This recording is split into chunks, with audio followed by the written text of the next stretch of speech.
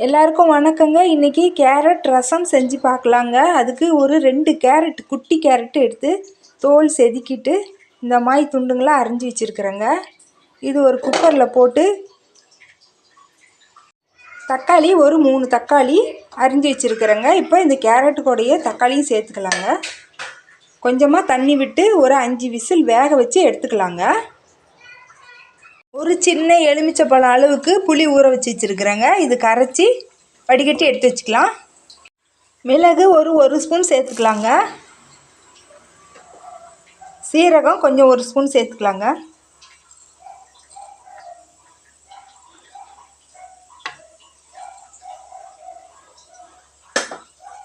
இதை இப்போ ரெண்டையும் தூள் பண்ணி எடுத்துக்கலாங்க. மிளகு சீரகத்தோடைய இந்த பெருங்காயம் போட்டு ஒரு ஓட்டு ஓட்டிக்கலாங்க.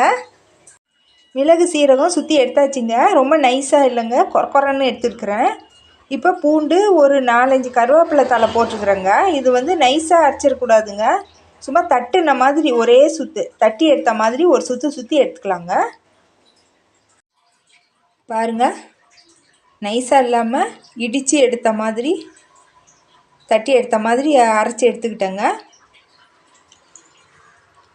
கேரட்டும் தக்காளியும் 5 விசில் வச்சேங்க. நல்லா வெந்துருச்சுங்க.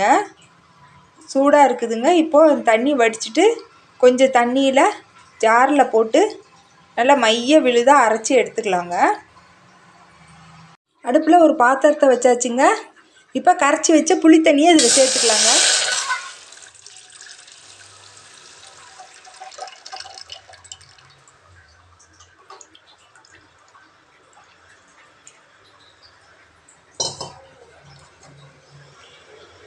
அரைச்சி வச்ச கேரட்டு தக்காளி தண்ணி இதில் சேர்த்துக்கலாங்க.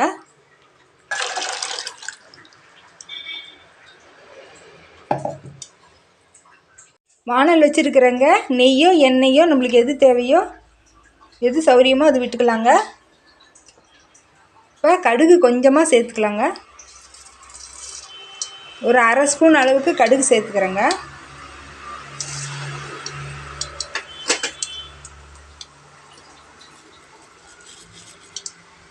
கடுகு பொரிஞ்சதும் ஒரு 4-5 வெந்தயம் சேர்த்துக்கலாங்க. கொஞ்சமாக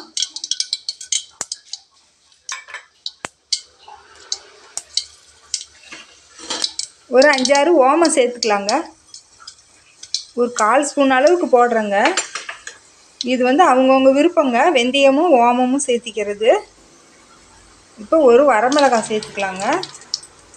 2 பச்சை மிளகாய் கீறி வச்சுருக்குறேங்க, இதையும் சேர்த்துக்கலாம்.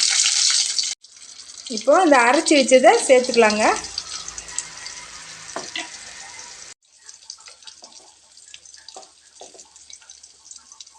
மஞ்சத்தூள் ஒரு 1/2 ஸ்பூன் சேர்த்துக்கிறேங்க. குட்டி ஸ்பூனுங்க இது.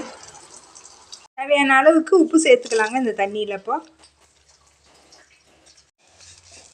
இந்த எண்ணெயில் இப்போ ஒரு வதக்கிக்கலாங்க.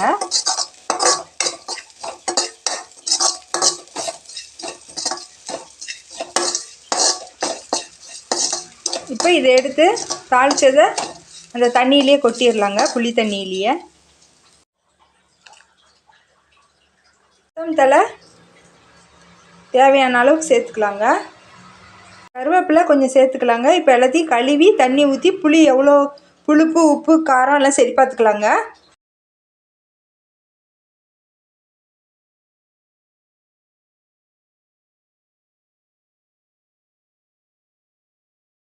அவ்வளோதாங்க. உப்பு காரம் புளிப்பு எல்லாம் சரி பார்த்துட்டு அடுப்பை நிறுத்திடலாங்க. இந்த மாதிரி செஞ்சு பாருங்கள், நல்லா ருசியாக இருக்குங்க. இன்னொரு வீடியோவில் பார்க்கலாங்க. நன்றிங்க.